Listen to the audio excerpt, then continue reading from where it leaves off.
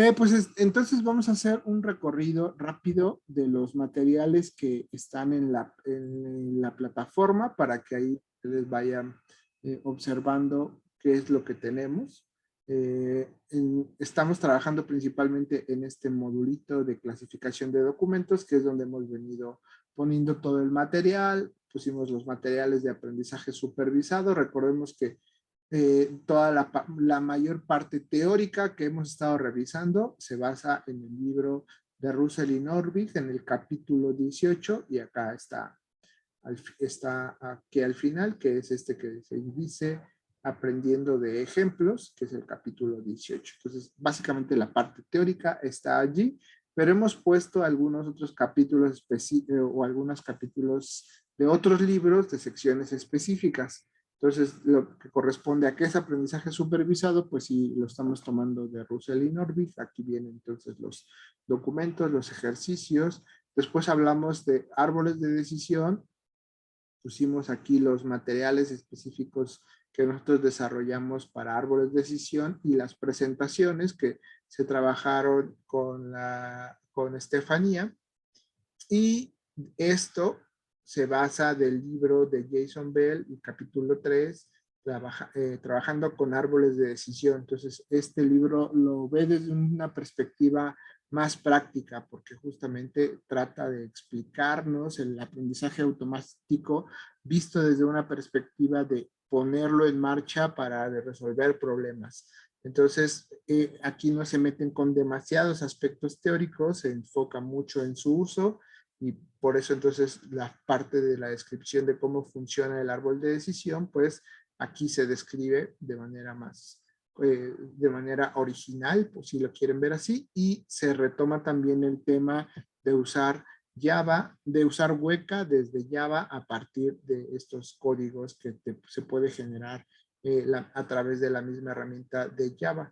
Y Estefanía ya nos puso desde hace al menos una semana los materiales de las redes bayesianas, que no habíamos podido entrar pues a la revisión profunda de estas técnicas, pero hoy lo retomaremos para empezarlo ya a poner en práctica. Y también el libro de Jason Bell pues retoma algunas de estas características, justamente el tema de las redes bayesianas visto de una manera práctica.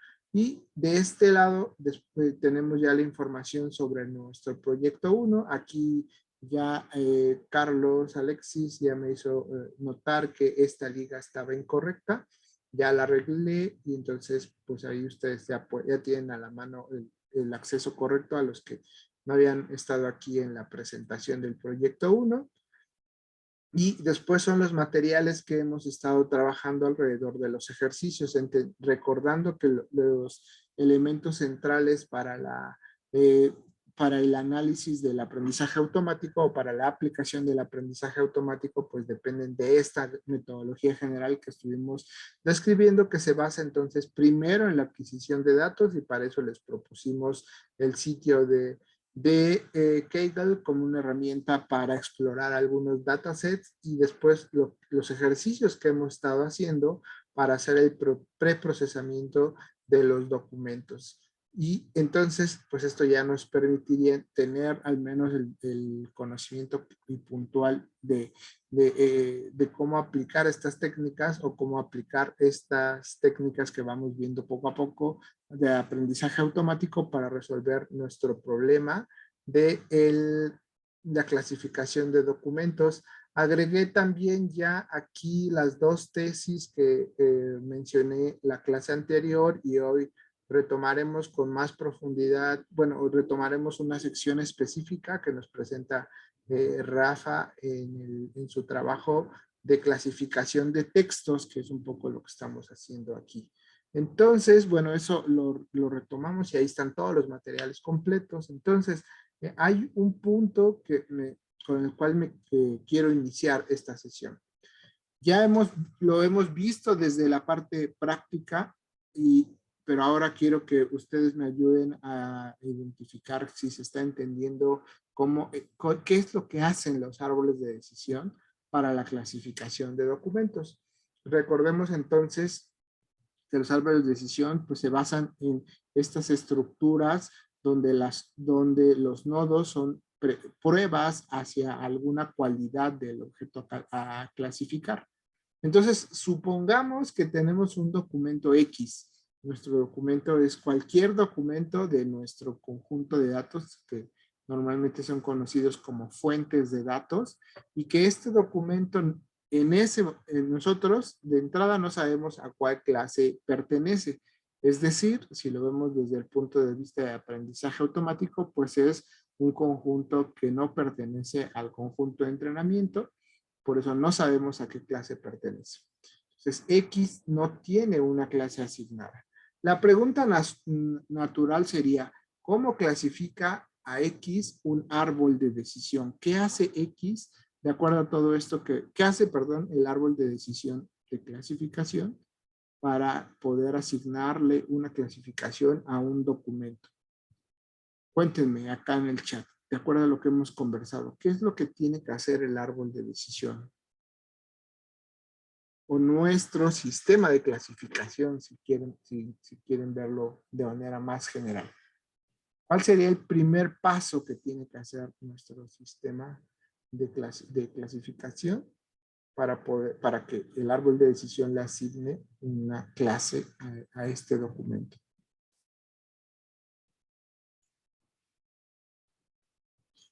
Usa el entrenamiento. Ok. Entonces, usa el entrenamiento para poder clasificar de acuerdo a las palabras. Entonces, sí, a partir del entrenamiento construimos el árbol de decisión. Eso es cierto. Entonces, lo más relevante, justo es lo último que está en este momento indicando Catherine. El árbol de decisión realiza pruebas sobre los términos. Acuérdense que no necesariamente son palabras, depende si aplicamos procesos de steaming, depende de cómo estamos separando a este documento. Entonces, no necesariamente son palabras, de manera más genérica, son términos. Entonces, el árbol de decisión lo que va a estar haciendo, como la técnica lo hemos estado revisando, es aplicar estas pruebas, es decir, en cada nodo se aplica una prueba y esta prueba quiere decir, pues contiene el término, por ejemplo, maíz, entonces toma la rama de la derecha, no contiene el término raíz, toma la rama de la izquierda y así entonces empieza a recorrer este camino, a recorrer este árbol, de manera que va trazando un camino desde la raíz hasta una hoja del árbol. Con ese camino entonces nosotros obtenemos finalmente una decisión. Hace comparaciones al final, hace comparaciones más bien en los puntos intermedios, en todos los nodos intermedios. En realidad, ¿qué es lo que aquí le decimos? O sea, justo dice Alejandro, acá le pusimos en la presentación pruebas, se le puso comparaciones. Entonces, efectivamente hace estas pruebas, porque a veces estas pruebas son de falso o verdadero, a veces son de otros valores, ¿no? Si el número de apariciones de la palabra es mayor que 5, entonces se va a la derecha. Entonces depende un poco cómo esté estructurado nuestro documento ya en esta representación vectorial. Aquí es donde nosotros decíamos que podemos utilizar una representación binaria donde solo sabemos si contiene o no contiene el término, o bien una representación usando el modelo vectorial donde sabemos cuántas apariciones hay de cada uno de estos términos. Y entonces, con este camino, decíamos, se obtiene una decisión, pero lo interesante aquí no se nos debe de olvidar es que esa es la predicción de una clase. Entonces, esto nos está diciendo, el árbol de decisión nos va a decir cuál es la predicción para este valor que no tiene una clase asignada. Y esa predicción será correcta o incorrecta. ¿Podemos nosotros calificarla como correcta o incorrecta? Esa es la pregunta.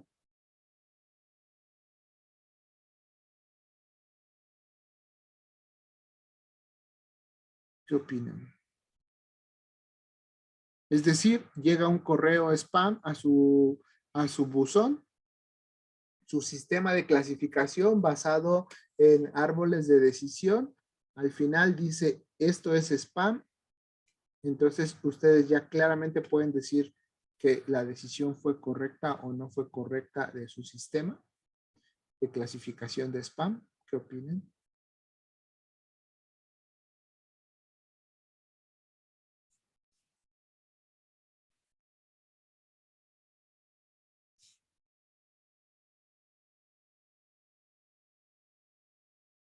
¿Qué opinan? ¿Un sí o un no? No sé de qué estamos hablando. También se vale, porque entonces eso quiere decir que nos tenemos que regresar un poco hacia atrás y decir, recordar algunos aspectos.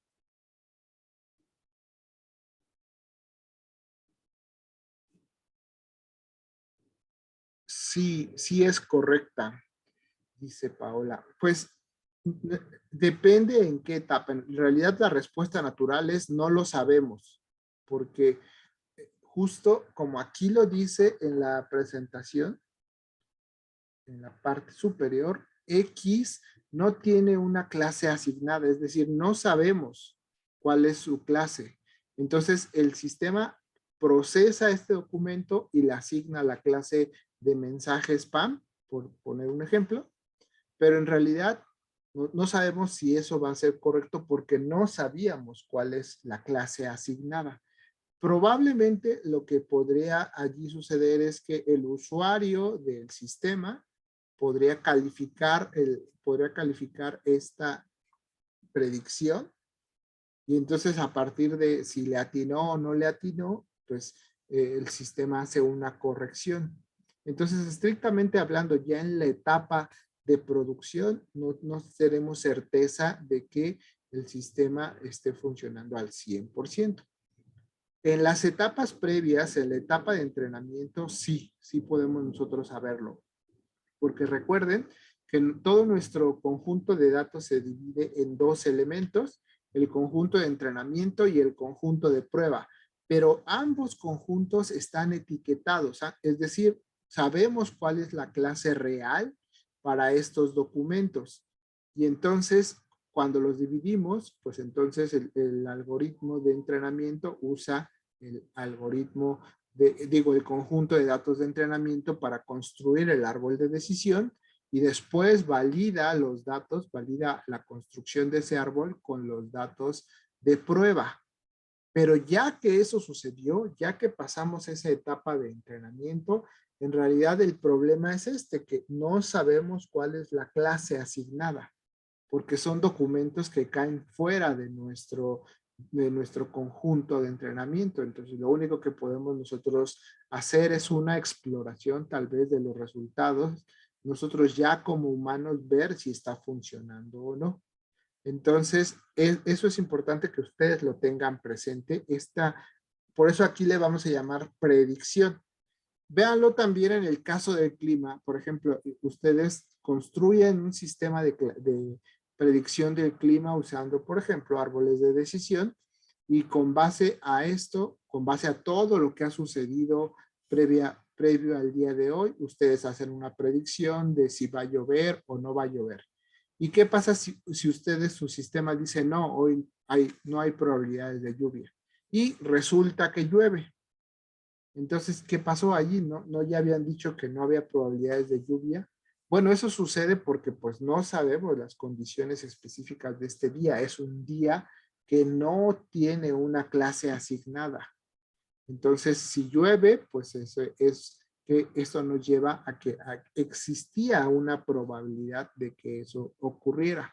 Por eso es que los árboles de decisión tienen esta limitante de que simplemente nos dicen que sí o que no, o que pertenece a una clase A o a una clase B, y el resultado que nosotros obtenemos entonces no nos está diciendo cuán probable es.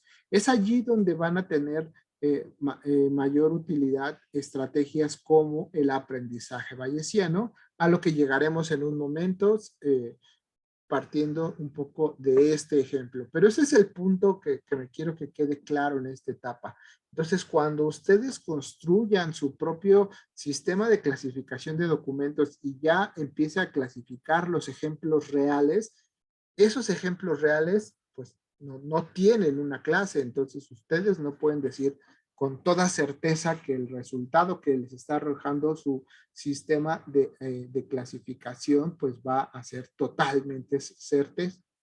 Ajá, entonces es lo que acaba de poner Alejandro, no se puede saber al 100%, existe una probabilidad y hasta allí. Y en el caso de los árboles de decisión, ¿cómo la obtenemos? Recordemos que los árboles de decisión nos dicen cuál es el porcentaje de valores que clasifican correctamente. Entonces, si nosotros llegamos a un número, por ejemplo, de clasificación correcta de 80%, entonces lo que la clase, por eso esta predicción que arroja el árbol de decisión tendrá entonces un 80% de veracidad, llamémosle así, pero eso quiere decir que también se puede equivocar. Entonces, está en un rango de 0 a 1, más bien, si lo normalizamos es ahí donde normalmente lo estamos viendo, a lo mejor como un rango de 0 a 1, pero en realidad, por ejemplo, Weka nos los entrega en porcentajes con respecto a tu conjunto de entrenamiento.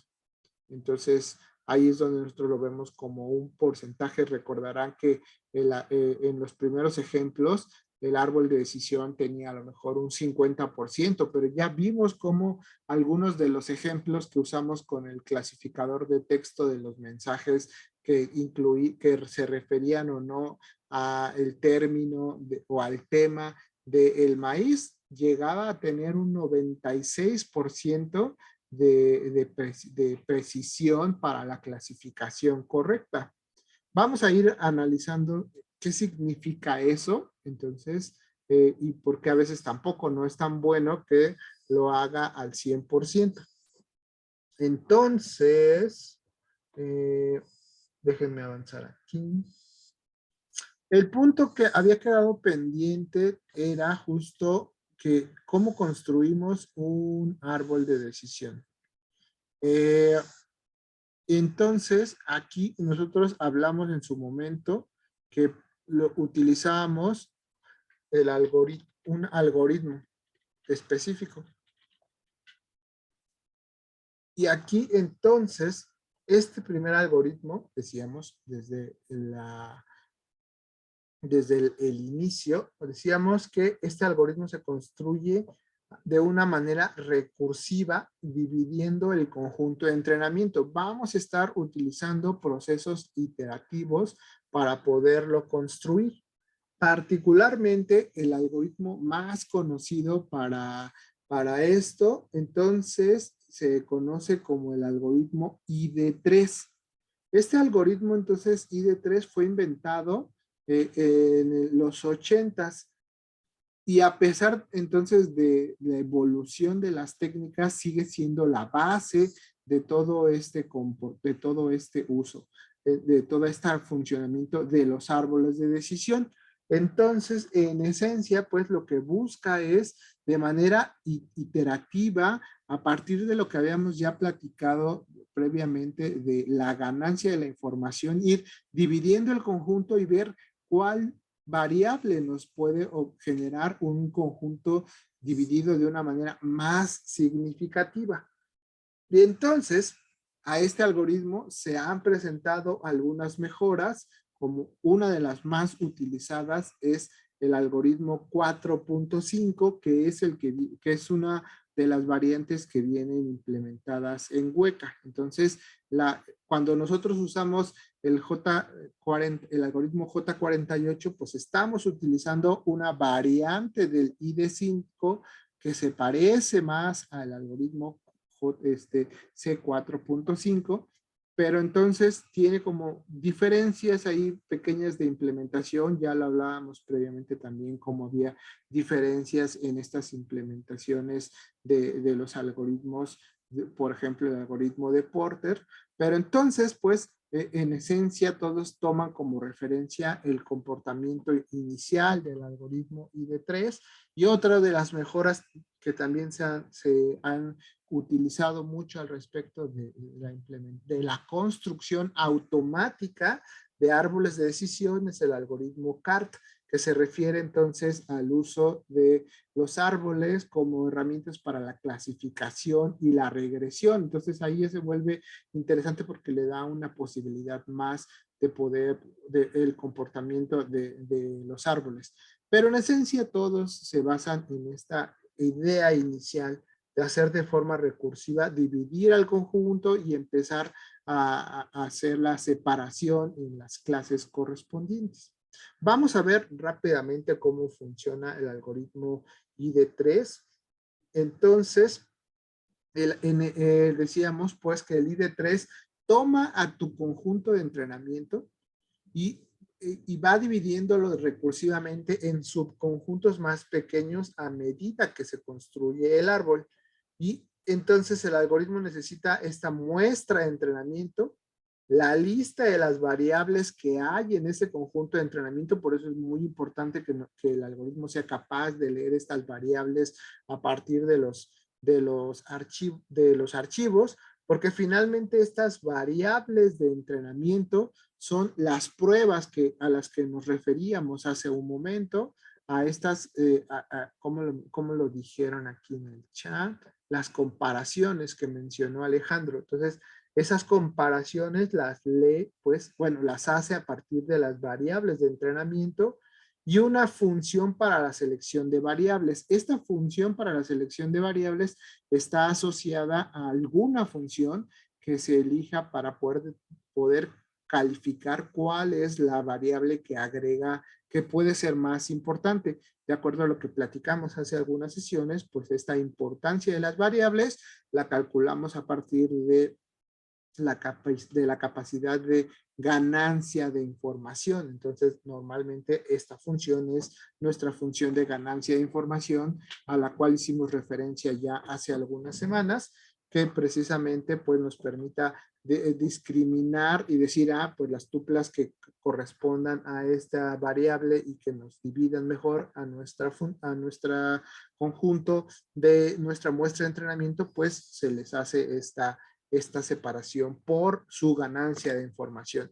Y el algoritmo de ID3 de manera general es este que estamos ahora ya observando. Entonces, lo que el algoritmo pues hace es tomar un conjunto D que es allí donde representa nuestro conjunto que está en uso. Inicialmente, este conjunto solo tiene un nodo y se toma entonces al conjunto de entrenamiento como D, es decir, al inicio este tiene todos los valores. Entonces, si el conjunto D tiene elementos de una sola variable, pues ¿cuál es la variable que nos permite dividirlo? Entonces, esta N, como no, se convierte en una hoja con la etiqueta de esa variable. Perdón, aquí me estoy adelantando. Cuando el algoritmo inicia, solo se tiene un nodo N y se toma el conjunto de entrenamiento como de, sí, estábamos bien. Entonces, si el conjunto tiene elementos de una sola variable, N se convierte en una hoja con la etiqueta de esa variable. Y entonces los pasos aquí, 4 y 5, son condiciones que permiten terminar la recursión. En este momento, pues, por eso estos no los vamos a aplicar. Es decir, cuando ya acabamos de dividir a nuestro conjunto, pues es donde ya podemos empezar a aplicar estas condiciones de terminación. Entonces, en otro caso, es decir, la de acá abajo, el conjunto D tiene más de una variable. El algoritmo utiliza la función de selección para determinar este criterio que estamos hablando. Este criterio de división indica qué variable se usa en el nodo N para determinar la mejor forma de separar o partir a nuestro conjunto de D en las clases individuales. Entonces, esto es tratar de determinar esto.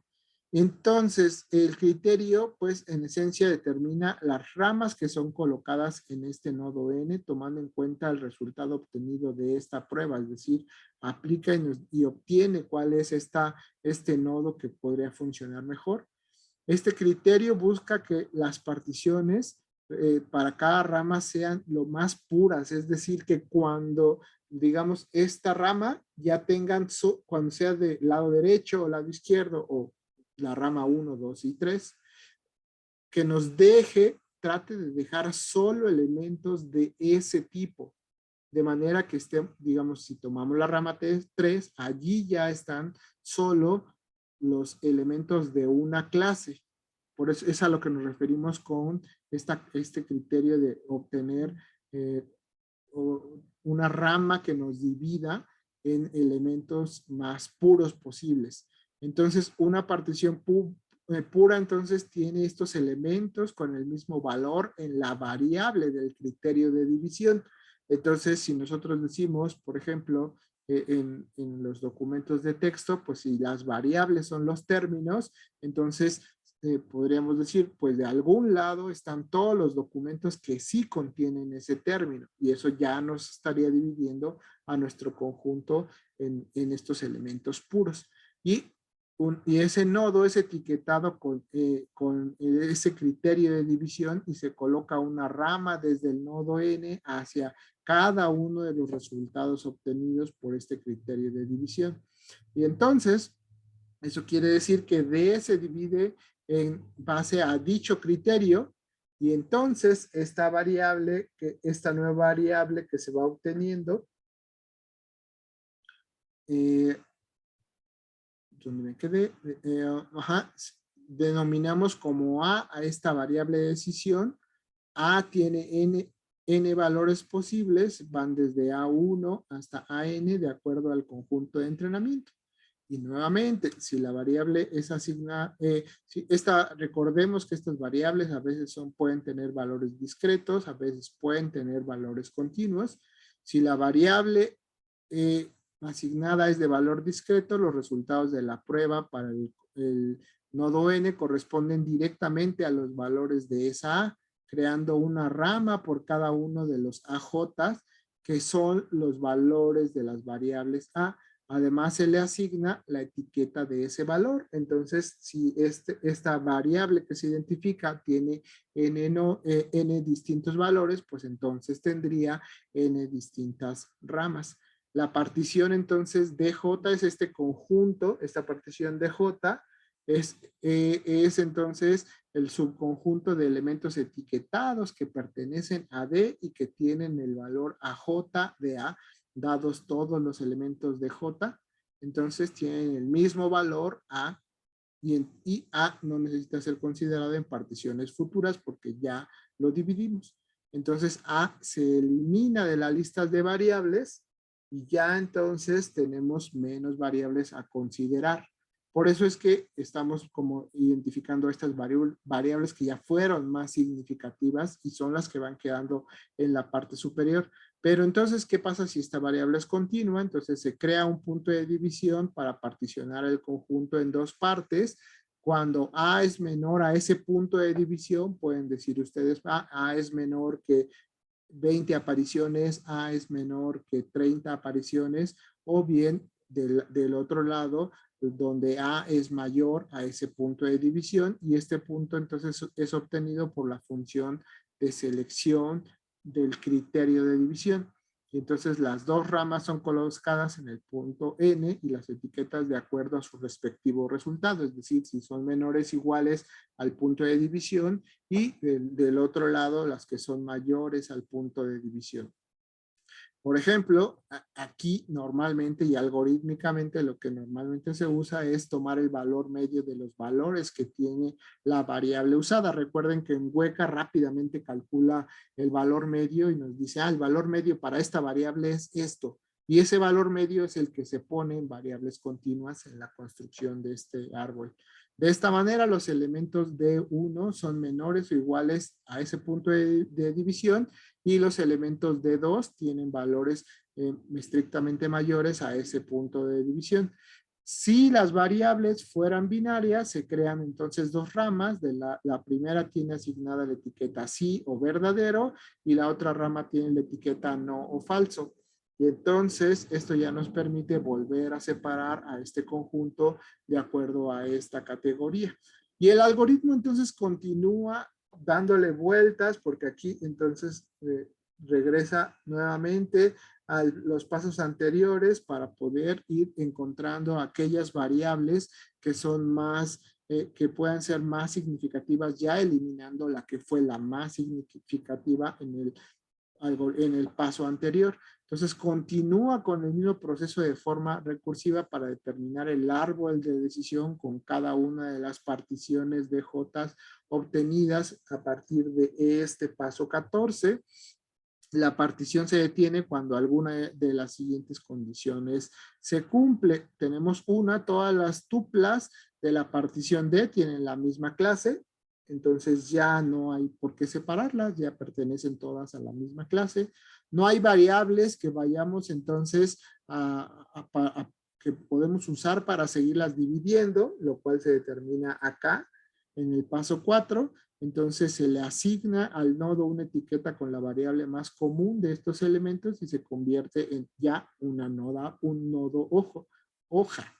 Y entonces, o bien la partición de J es vacía, y entonces se crea un nodo de hoja asignando la clase mayoritaria en D, que es allí donde decimos, pues yo sé que no todos los elementos de este conjunto son puros, es decir, son de la misma clase, pero pues ya no puedo seguirlos dividiendo, entonces lo que hago es decir que todos estos, aunque no sean de la misma clase, pertenecen a la clase que aparece más, y entonces finalmente se obtiene el árbol de decisión de acuerdo a este algoritmo que aquí pusimos. En esencia, entonces, este es el algoritmo ID3 y le está entonces dando vueltas y vueltas hasta lograr realizar esta separación.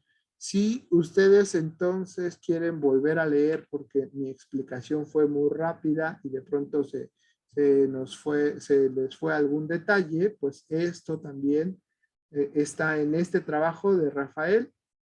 Justo,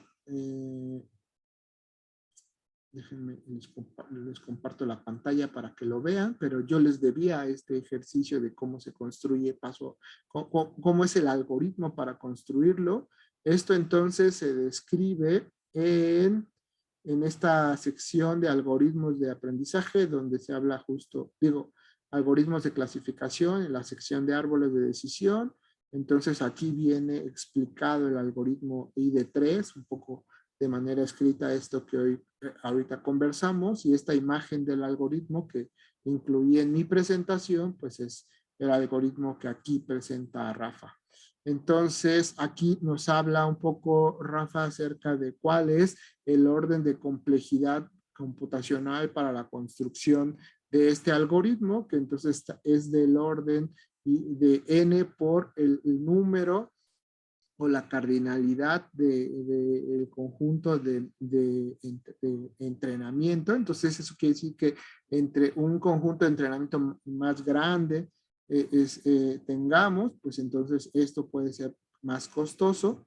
Entonces, y normalmente la función, hemos insistido, pues se busca aquí utilizar la función que nos agregue una mayor cantidad de información.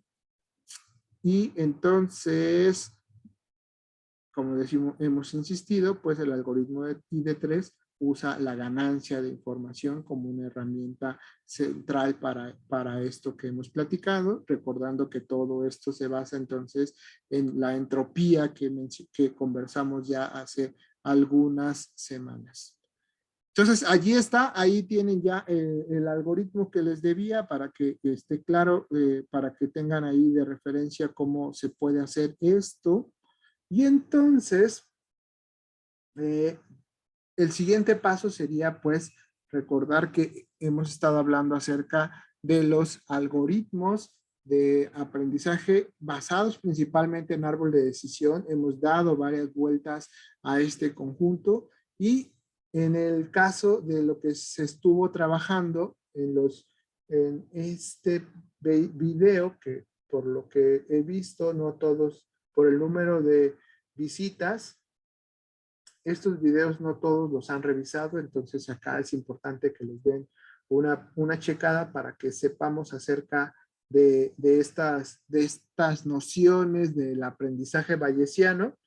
Y entonces, pues hoy vamos primero a verlo en la práctica y después regresamos a la parte teórica para que podamos trasladar esto que vamos viendo en los ejemplos.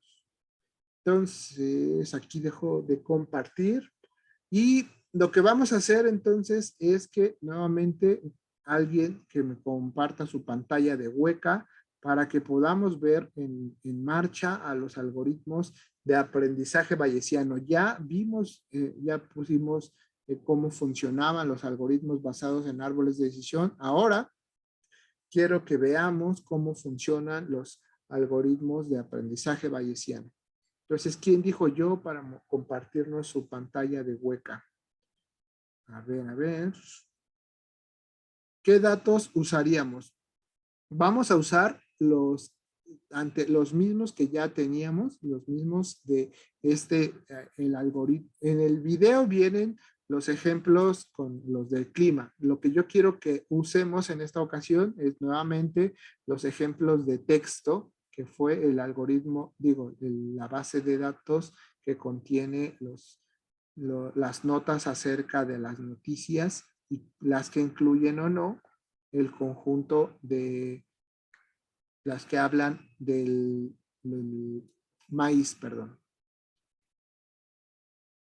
Entonces, ¿quién dijo yo? A ver, por ahí.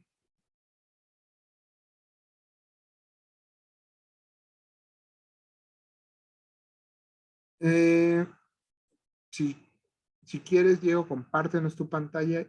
¿Está en Linux? Porque eso es lo que no he averiguado todavía en Linux. A ¿Dónde ver, está? comparto pantalla, profe. ¿Lo tienes en Linux o en En Windows? Linux, lo tengo en Linux. Ok, entonces, como está en Linux, creo que va a ser más fácil. Si por la vez anterior yo les había compartido ya el archivito ¿Por a dónde? través del chat. Sí, porque ese no lo tengo, pero si me lo pasa, voy mientras prendiendo Weka.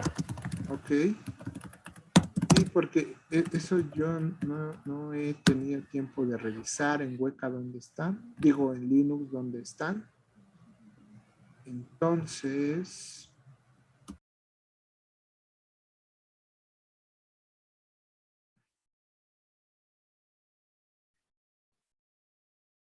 ¿cuáles datos tienes por ahí a la mano?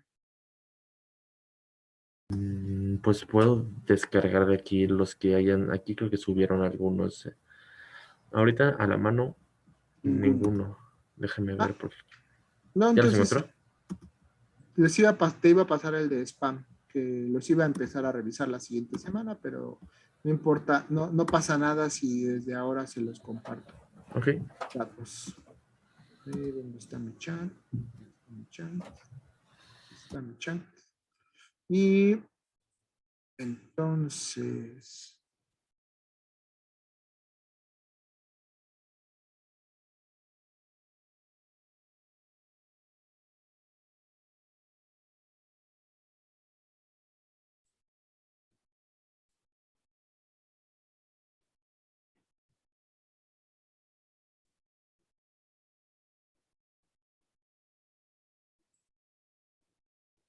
ahí estoy ya enviando el documento de spam ARFF. De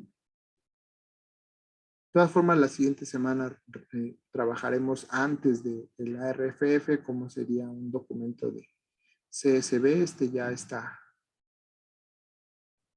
formado.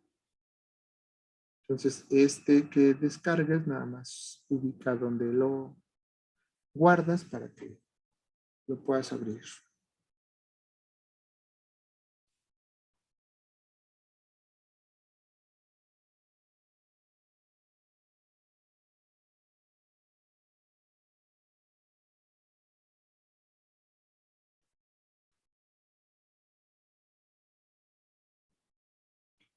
No, este de datos. Me está dando un problema, A ver. Ajá, porque el que yo te envié se llama spam.arff. A ver. Que no me deja abrirlo. Dice que. Un error. Ok, ok, a ver. No hay manera en la que la puedo subir como a Moodle para que la puedas cargar ahí. Sí, sí, los puedo subir acá al módulo.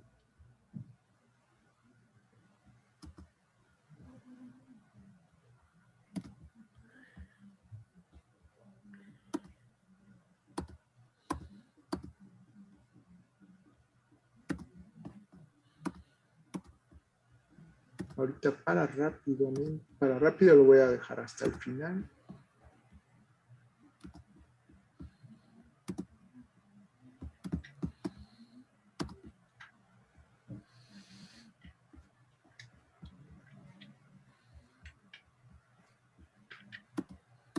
Ok.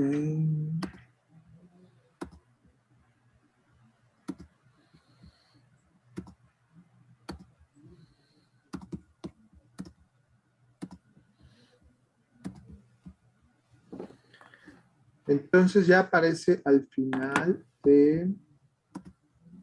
Ya. de la bibliografía. Ujú. Entonces aquí. Pero ese no era el que ya habías encontrado. Es este, ¿no? Ah, sí. Mm, Sí, sí, sí. Supongo que es punto A. Así lo voy a guardar, ¿no? Sí, Ok, está. sí, porque si no, no lo va a Listo. abrir correctamente. Listo que. Entonces, nos vamos aquí a Weka. Open. Downloads. Spam. Listo. ¿Qué está pasando? Es que seguramente por algunos temas de formato, igual otra vez de Windows. Entonces, para más rápido y no detenernos en esto, vamos a usar la base, los ejemplos que aquí están en la plataforma, que donde está el que les puso, Mm, que les puso. Dataset para explorar. Aquí está. Supongo que es. No, porque esos son los de Keigal, Sí, no no. es cierto. Ahí sí nos vamos a tardar mucho en darles formato. Sí, En el que dice árboles de decisión. árboles de decisión.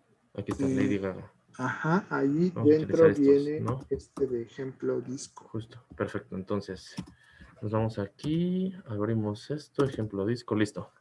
Listo, entonces, Ujú.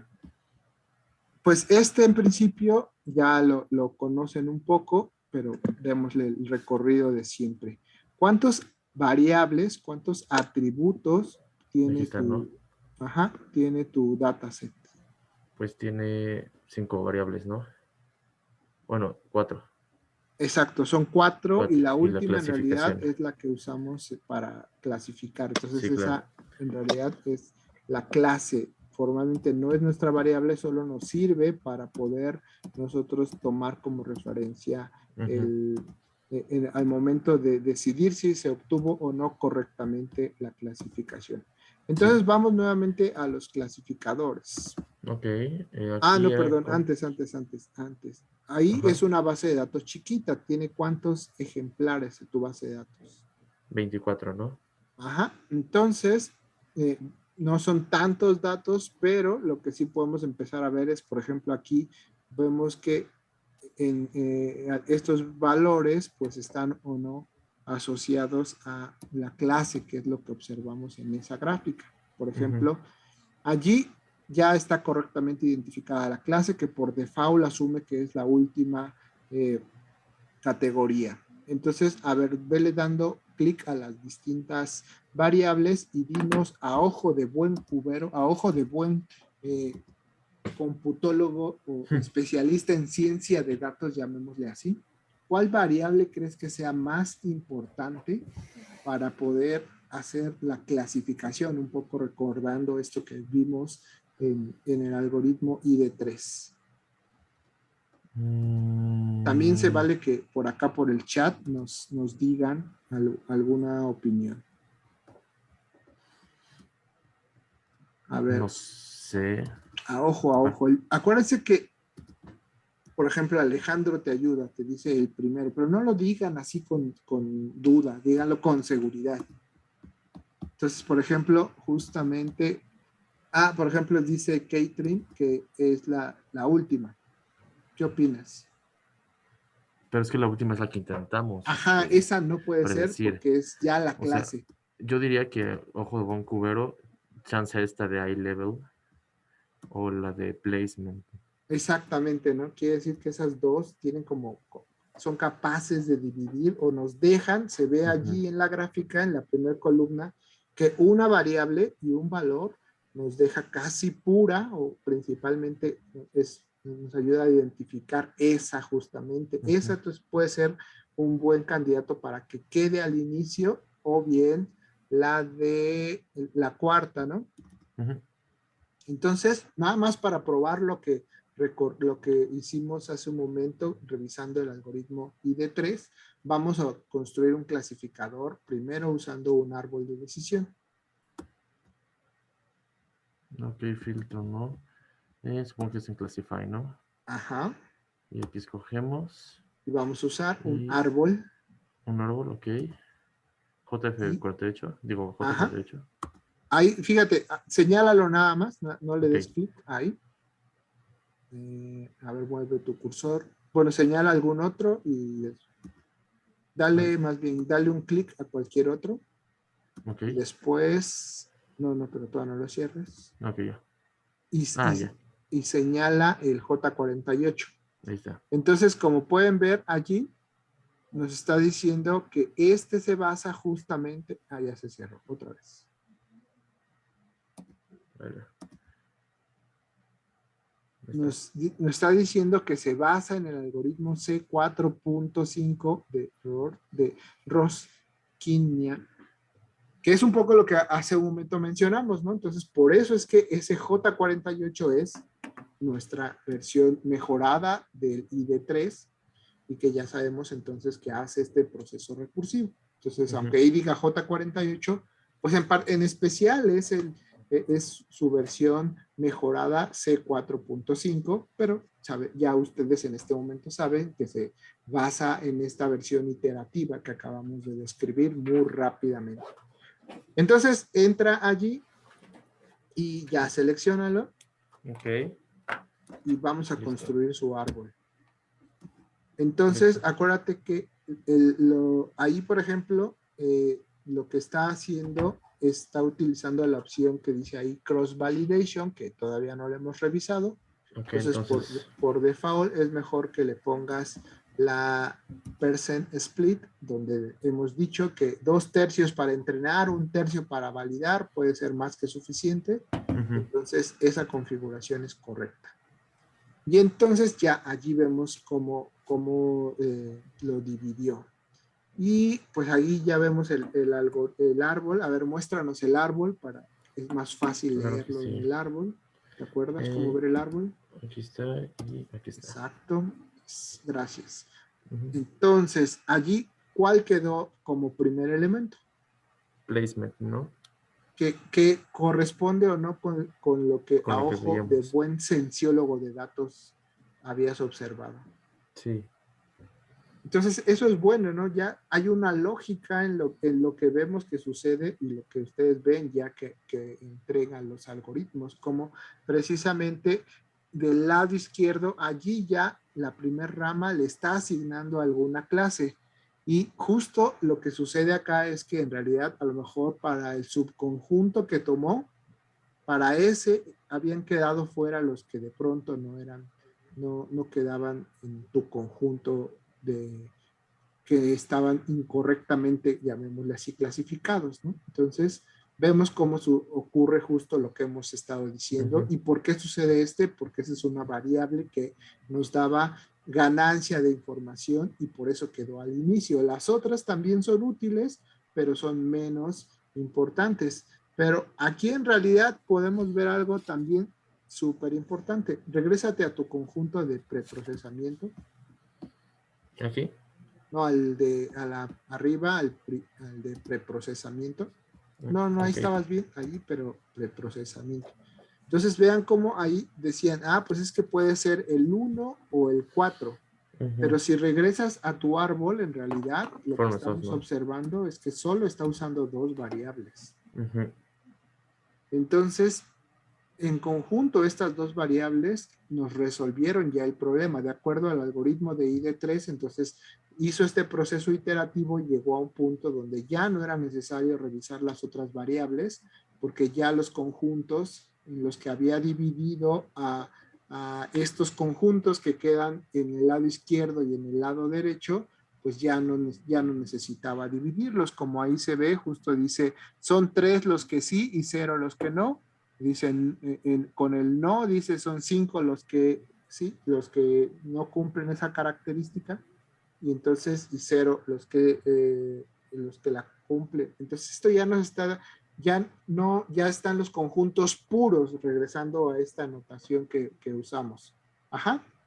Ahora también se observa que aquí, dependiendo, de acuerdo a lo que dijimos, el conjunto los divide dependiendo de los posibles valores. Hablábamos de qué pasaba cuando eran discretos, qué pasaba cuando eran continuos y qué pasaba cuando eran booleanos. Acá, como la variable placement, entonces es una variable discreta. El algoritmo nos dijo que entonces genera una rama por cada uno de los valores. Y ahí es lo que estamos observando. La primera rama dice nTrack, la segunda dice CD-Spec y la tercera dice Standard Rack. Ajá, son las 3 clases. Eso ya lo sabemos porque el algoritmo ID3 ahí nos lo dijo. La de precio es una variable continua. Entonces, allí lo que está tomando es un punto para dividirlos. De acuerdo al algoritmo, ¿qué punto toma? ¿Se acuerdan? Dale un clic a tu variable 3 de precio. No, en la otra ventanita, ahí. Dale un clic ahí y nos está diciendo que el algoritmo, recuerdan que elige un punto para hacer la partición cuando es continua. ¿Recuerdan qué valor dije que usaba para hacer esa partición? No. Allí que dice tu tabla del lado derecho.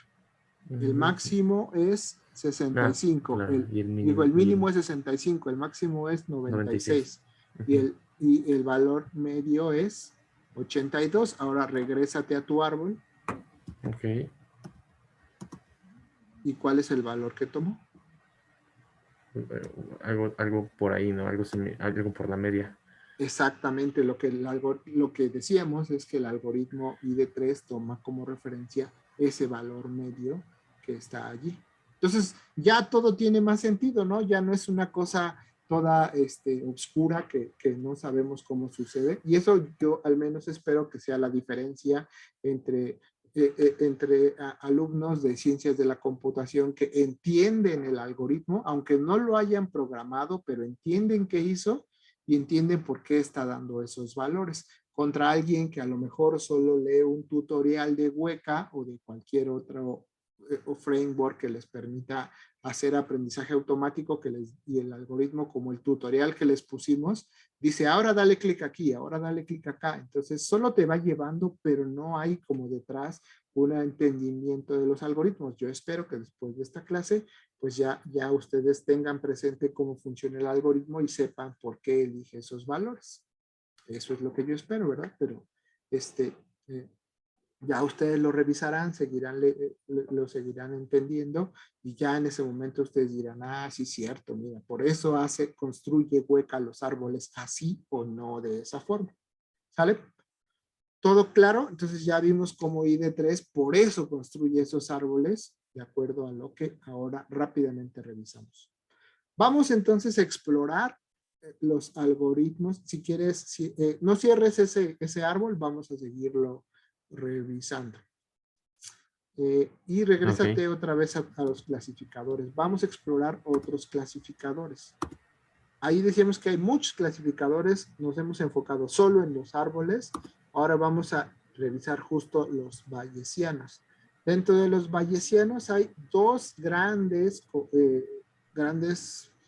aproximaciones al aprendizaje bayesiano. La versión más simple, que son justamente esto se conoce o algunos lo traducen como Bayes ingenuo, y las redes bayesianas. Vamos a empezar por los algoritmos de Bayes ingenuo. Entonces el Naive Bayes, y dale un clic. Dale un clic a donde está el nombre de Naive Bayes antes de que lo corras antes, para ver qué parámetros por ahí tenía. Entonces, nuevamente, aquí hay elementos que hemos visto de manera regular, que es esto que le llaman batch size, que se refiere a como los bloques en los que divide a tu conjunto para poderlo poder entonces dividir y hacer el proceso interno. Normalmente no le cambiamos nada porque como hemos usado conjuntos de datos pequeños, no es necesario decirle que use mayor capacidad para poder procesar esta parte. Tampoco hemos usado la otra bandera de depuración, porque eso normalmente pues es si quisiéramos hacer un seguimiento de algunas cosas específicas. Y después entonces viene si queremos o no ver algunas otras propiedades más específicas que vamos a revisar más adelante, ¿no? Entonces, allí nos habla otra vez de distintas capacidades. El punto para mí es que ustedes sean capaces de entender estos parámetros, que es un poco lo que ya nos comentaba Diego, ¿no? Es que de pronto, ¿qué son todos esos parámetros? Bueno, trataremos de irlos entendiendo de acuerdo a lo que el algoritmo sea capaz de hacer. Entonces, por lo pronto están esas variables, entonces no vamos a meternos todavía en los parámetros. Entonces, así déjalo como está. Y vamos a usar nuevamente este porcentaje de división y dile entonces que lo entrene. Es una base de datos muy pequeñita y entonces, pues allí realmente también es casi instantáneo el aprendizaje. Vamos a comparar lo que hizo el algoritmo del árbol de decisión. A ver, dale clic otra vez a tu experimento anterior de las 19:30. Acá observa cuál fue el porcentaje de clasificación correcta. Fue 50, ¿no? 50 y 50. Entonces, como que no fue tan bueno porque algunos dirían, pues era casi como tirar un volado, ¿no? Uh-huh. Y eso sucede básicamente porque es muy chiquitito nuestro conjunto de entrenamiento. Entonces, allí no pasa como mucho. Pero donde se vuelve donde podemos nosotros empezar a observar qué es lo que realmente está haciendo es en esta otra herramienta que se llama la matriz de confusión, que es lo que aparece hasta abajo. Ya Orlando nos ha platicado un poco de la matriz de confusión, que justo lo que busca es decirnos que dado un conjunto de nuestro conjunto de datos que pertenece en este caso a la clase A y B, lo que nos está diciendo es que los que pertenecían a la clase A 3 les asignó correctamente el valor y a 1 que pertenecía a la clase B le asignó la clase A. Y lo mismo pasa con la clase B. Entonces, a 3, a ver por acá, alguien puso algo, una duda. Cuando entrenamos un conjunto de entrenamiento con un dataset que tiene mucha información, si nos da un 100% de efectividad, podemos creerlo. Es decir, es normal que nos dé un 100%. No es normal lo que sucedió. Vamos a intentarlo. Entonces, en lugar de usar el porcentaje de división, usa el use train set, la primera, que tome todo tu conjunto como conjunto de entrenamiento. Dale clic arriba, donde dice Test Options, en la parte más arriba. Ahí por donde, del lado izquierdo, arribita, abajito, ahí, la primera opción, ahí. Y ahí dile que entrene. Allí vemos, por ejemplo, que ya mejoró bastante. ¿Y eso qué se debió? Porque Es buena pregunta. Vamos, a ver, cámbiate. Lo que quiero es llegar al ejemplo que nos está poniendo por acá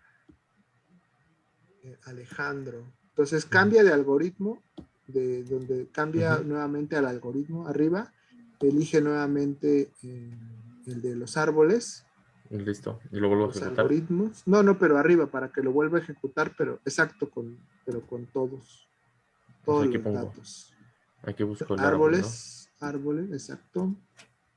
Y ahí está. Y Y que ya, lo ¿no? use. Y ya. Vean cómo allí también aumenta. No llegamos al 100%, pero aumenta. ¿Eso qué significa en ambos casos? Y es un poco relacionado con lo que está diciendo Alejandro. ¿Se acuerdan cuando iniciamos el curso? Te voy a robar un segundito la pantalla, no vayas Va, a sí. cerrar nada, nada más te voy a robar la pantalla. Al inicio nosotros hablábamos, por acá quedó mi presentación, para que esto quede más claro, con unas grafiquitas que hemos previamente usado bastante. Esperen que se pone lenta la red. ¿Dónde quedó la grafiquita? Bueno.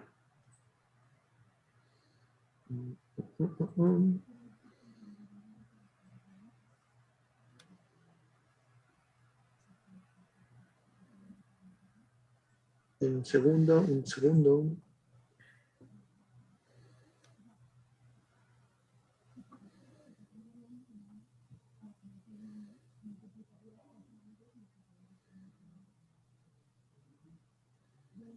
Estos son los documentos que están acá en la carpeta y que hemos usado varias veces. Acá está. Pero no termine de cargarlas. Recordarán este ejemplo que hemos estado hablando varias veces, ¿no? Que lo que nosotros normalmente tenemos son los puntos, lo que originalmente nosotros teníamos en nuestro, como datos, son puntos en nuestro espacio de n dimensiones. Lo que construimos es una hipótesis lineal y, por ejemplo, esta hipótesis le atina a todos los puntos. Ahora, existe esta hipótesis polinomial que también le atina a todos los puntos. Entonces, esto le llamamos en su momento hipótesis consistentes. Pero entonces, ¿qué pasaba con datos como estos? Donde no había una lineal que le atinara a todos, pero sí podíamos construir una polinómica que le atinara a todos. Entonces, aquí, en aquel momento dijimos, lo que pasa es que esta polinomial no es tan buena porque nos diría que el siguiente valor va a caer por aquí abajo. Y lo natural es tal vez pensar que vuelva a aparecer, que sigan creciendo, pero vayan como brincando alrededor del lineal. Esto nos decía en su momento, lo comentamos, que no lo que buscamos es que no le atine a todos los datos, pero sí que sea capaz de identificar la tendencia, ¿lo recuerdan? Entonces, de acuerdo a esto que nos está diciendo, entonces, lo que nos preguntaba Alejandro, si en la etapa de entrenamiento tú logras, o la hipótesis que construye le pega a todos los datos, lo más seguro es que construiste una función que a partir del procedimiento se los memorizó. Fue capaz de memorizarse todos los puntos y entonces lo que obtienes es algo como esto. Una función, una hipótesis que le atina a todos y por eso es capaz nos da un porcentaje de 100% de efectividad. Entonces, ¿qué tan bueno es? Pues no podríamos decir que en general no va a ser muy bueno porque lo que no está logrando es generalización. Para eso entonces les poníamos un ejemplo como estos, ¿no? Y tenemos muchos datos, pues lo que buscamos es que se construya una función que trate de calcular la tendencia.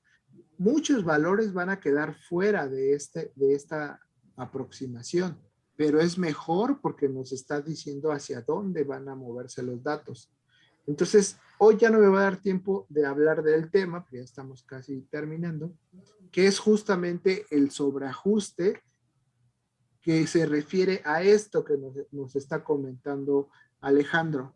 Justamente, si nosotros logramos un 100% de efectividad, lo que podemos estar diciendo con toda certeza es que hubo un sobreajuste de tus datos.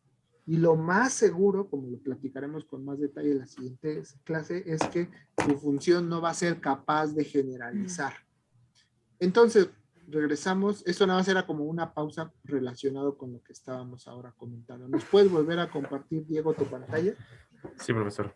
Entonces, acá justo lo que estamos nosotros observando en este problema de Weka es que conforme tiene más datos, el sistema es capaz de mejorar su precisión, pero ¿qué tanto va a ser capaz de generalizar? Es allí donde nosotros vamos a tener un reto importante. Y recordemos lo que hace un momento yo les insistí varias veces como pregunta: ¿qué pasa con ese documento X que no es parte de mi conjunto de entrenamiento?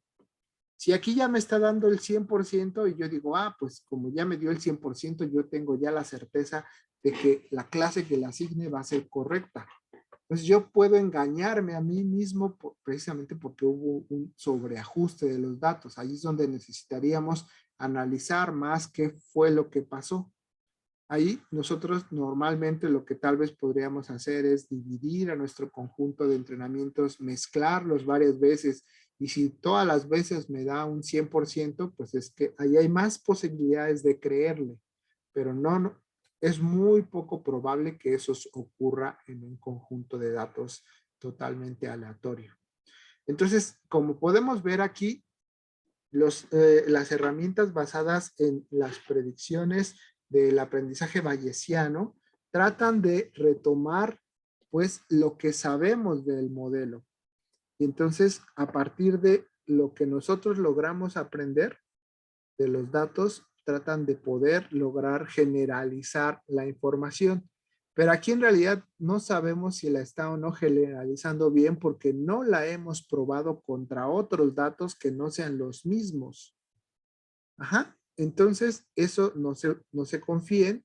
Ustedes recuerden que eso siempre es engañoso, que de pronto digamos, pues ya hice con más datos y ya logró mejorar. Tenemos que tener mucho cuidado con estos porcentajes. Regresemos entonces al entrenamiento anterior de el Bayes, el Navy Bayes. Leamos qué es lo que nos está diciendo. Mueve tu ventana del lado derecho. Gracias. Ahí está perfecto. Entonces, vamos a leer lo que ahí dice. Recordemos que la variable, por ejemplo, o atributo placement, era una variable de qué tipo dijimos. Discreta, continua o booleana. Creo que era discreta, ¿no? Discreta, y tenía 3 valores que son los que tienes ahí en track, CD spec, standard rank. Perfecto, muy bien.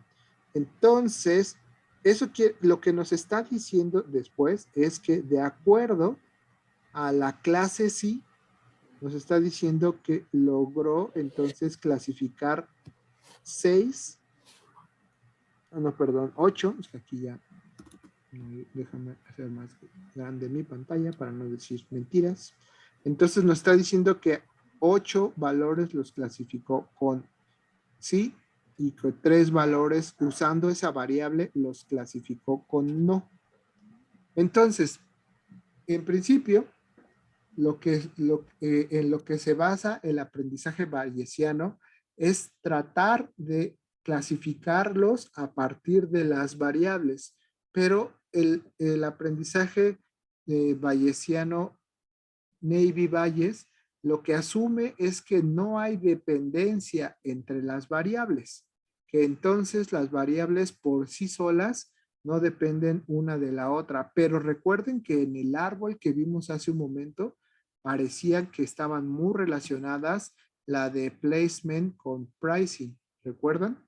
Que justo el árbol tenía entonces suficiente considerar esas dos variables. Entonces pareciera que esas dos variables pueden estar relacionadas.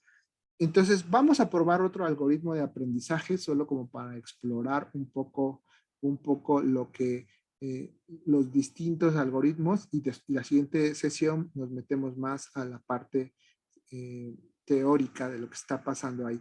No entres a los parámetros, así déjalo y dale clic a, pero exacto, así, exactamente así.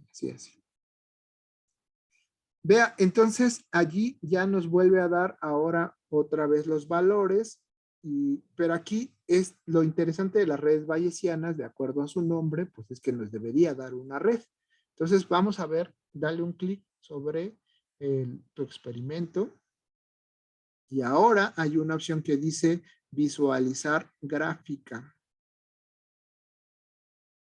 Esta gráfica entonces es interesante porque nos empieza a decir justo como una gráfica donde trata de calcular las dependencias entre las variables están allí asociadas. Entonces, esto lo que nos está diciendo es que cómo se relacionan algunas de las variables entre sí. Y nos está diciendo las dependencias de las variables entre sí. De acuerdo a este conjunto chiquitito de datos, nos está diciendo justo que la clase Customer Purchase depende solo de las 4 variables, pero no está encontrando, al menos en este conjunto, dependencias entre las otras variables. Es decir, esto que yo estaba tal vez empezando a suponer, que de alguna manera las variables placement y pricing estaban relacionadas. De acuerdo a este algoritmo parece que no, porque que no dependan una de la otra significa que no hay una liga, una adyacencia que las conecte. Y solo nos está diciendo que, insisto en esta parte, que la variable de clasificación depende de las otras 4 variables y que las otras 4 variables son independientes entre sí. Ajá. Entonces, lo que nos dicen pues los algoritmos de aprendizaje bayesiano, es que tratan de construir tratan de identificar las dependencias de las variables entre sí y utilizan esta parte que ustedes recordarán de sus cursos de probabilidad, que justamente Estefanía si quieres regrésate a la plataforma, por favor. Diego, nada más para ¿A cuál plataforma? recordemos en dónde está.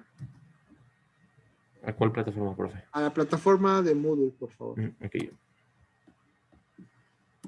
Listo. Dale así. Ajá. Allí empezamos ahora muy rápido a revisarlo, pero uno de los elementos centrales que son básicos para entender el aprendizaje bayesiano es recordar qué es la probabilidad condicional. No, espera, regresa. Entonces, están estos dos videos, el que primero dice probabilidad condicional, que les trata de recordar a qué se refiere la probabilidad condicional, cómo entonces nos está hablando de experimentos que dependen uno de otro. Entonces, si no lo han visto, les pido que le echen una mirada a este videíto de probabilidad condicional que nos pone ahí Estefanía, y después se introduce ya al aprendizaje bayesiano, donde nuevamente buscamos o tratamos de identificar la hipótesis de máxima verosimilitud que nos describa de mejor forma los datos.